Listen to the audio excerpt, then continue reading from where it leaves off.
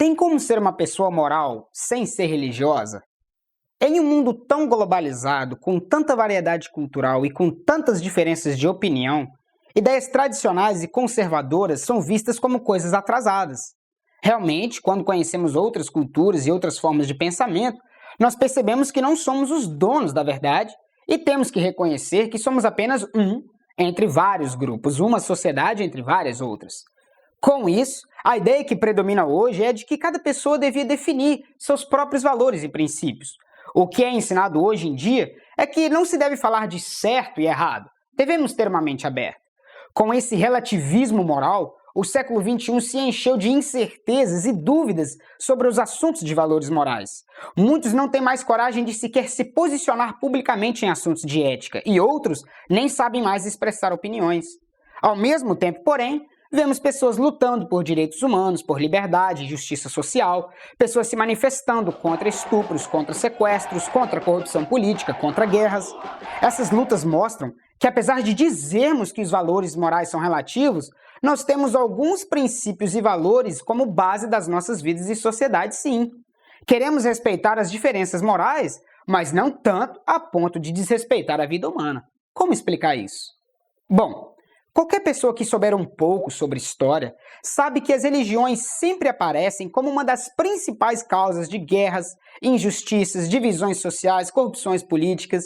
Uma pessoa ser religiosa ou não tem absolutamente nada a ver com o fato dela ser uma pessoa moral ou imoral.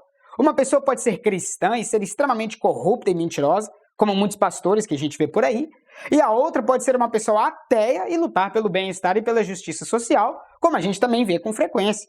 Então, obviamente, a resposta da pergunta é sim, tem como ser uma pessoa moral sem ser religiosa. Da mesma forma que podemos ser totalmente imorais, mesmo sendo extremamente religiosos. Mas vamos aprofundar um pouco mais nesse tema. É muito falado hoje em dia que cada grupo ou cada pessoa tem seu próprio sistema de valores morais. Cada um tem sua própria filosofia de vida e que não devemos impor nossos valores morais a ninguém. Mas pense um pouco sobre isso. Será que alguém realmente acredita nisso? Será que alguém realmente está disposto a dizer que alguma comunidade que sacrifique crianças por prazer não está errada? E dizer que isso é apenas cultural?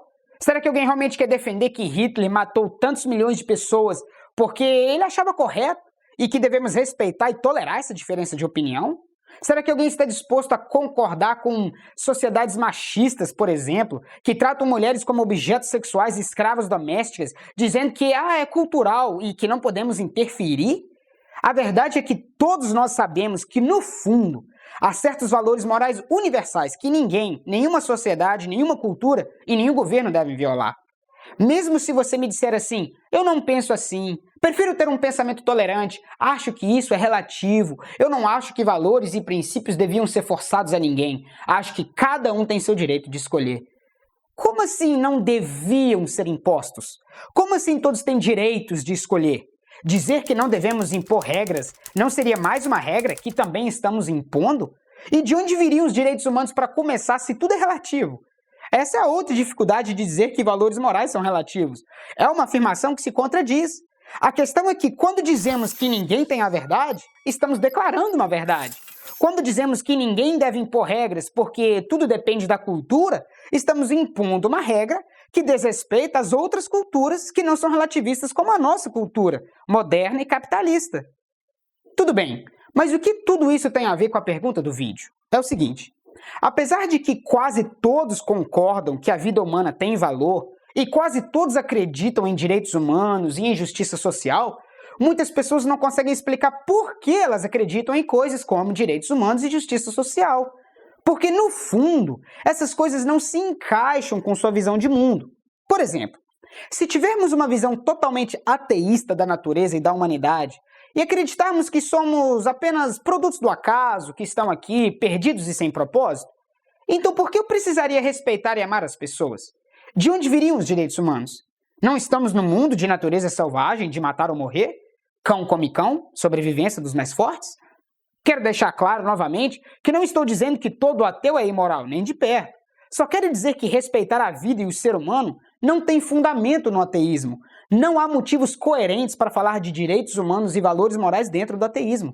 O próprio Friedrich Nietzsche, um dos maiores ateus da história, diz: diante de Deus, todos os homens são iguais, mas agora Deus está morto. Nietzsche percebeu que se não existe algo além de biologia e leis sociais, os direitos humanos e a ideia de justiça se tornam apenas uma ilusão. Uma ilusão para vivermos melhor em sociedade, mas apenas isso, uma ilusão. Até mesmo Richard Dawkins, talvez o mais famoso ateu da atualidade, disse em uma entrevista: o que é que nos impede de dizer que Hitler estava certo?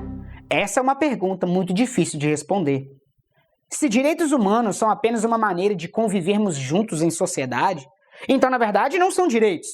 São apenas privilégios que os poderosos e a maioria dão aos fracos e oprimidos enquanto acharem que convém.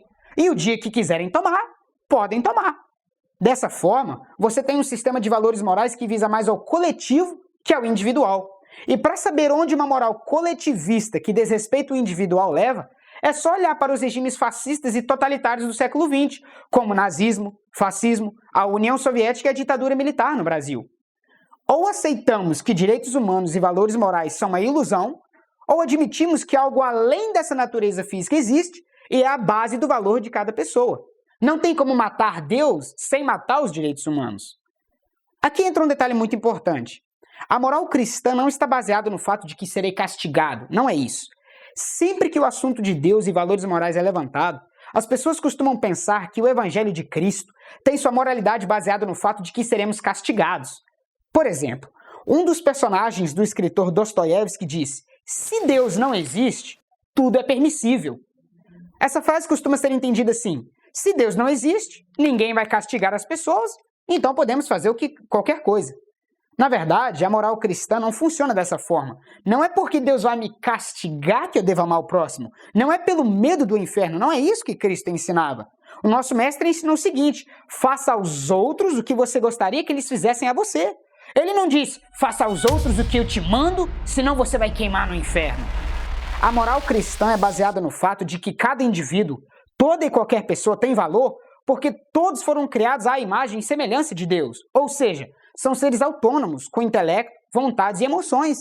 E por isso, cada pessoa precisa ser valorizada, respeitada, defendida e resgatada se for preciso. Porque as pessoas são mais que apenas uma máquina biológica. Tem algo eterno e individual em cada um. Jesus deixava claro em seus ensinamentos que a base das atitudes e dos valores morais é o fato de que todas as pessoas, inclusive meus inimigos, são tão importantes quanto eu, independente da classe social, da cor da pele, da religião, da nacionalidade, da inteligência ou da beleza dessa pessoa. Se Deus não existe, então nós não temos nenhuma base para falar de valores morais. Não porque não haverá castigo, mas porque tudo fica sem sentido mesmo.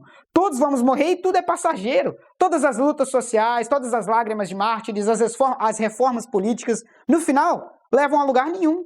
Se, porém, Deus existe, então temos uma base sólida para dizer: essa pessoa injustiçada é tão importante quanto qualquer outro, vamos fazer uma diferença. Isso que é cristianismo verdadeiro, como nosso mestre ensinou.